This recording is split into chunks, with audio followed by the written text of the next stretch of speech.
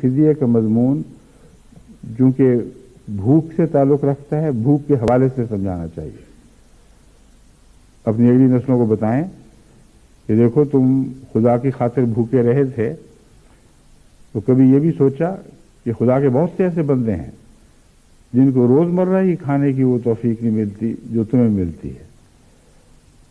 تم صبح بھی اٹھ کے کھاتے ہو، دوپہر کو بھی کھاتے ہو، شام کو بھی، پھر اس کے علاوہ بھی جب توفیق ملے. جو صاحب حیثیت لوگ ہیں یا ان ملکوں میں رہتے ہیں جیسے انگلستان کے رہنے والے ہیں، ان کے بچوں کو تو ہر وقت چڑھنے کی عادت ہوتی ہے.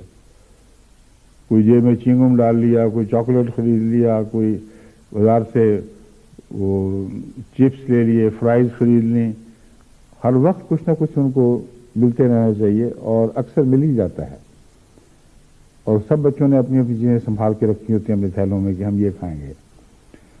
تو ان کو سمجھانا چاہیے کہ رمضان کے مہینے، آج کل کے جو مہینے میں تو روزے چھوٹے ہیں مگر بڑے سخت بھی آ جایا کرتے ہیں، مگر آج کل بھی بچوں کو جو پابندی کا احساس ہے، یہ نہیں کھانا، یہ تکلیف ضرور پہنچاتا ہے.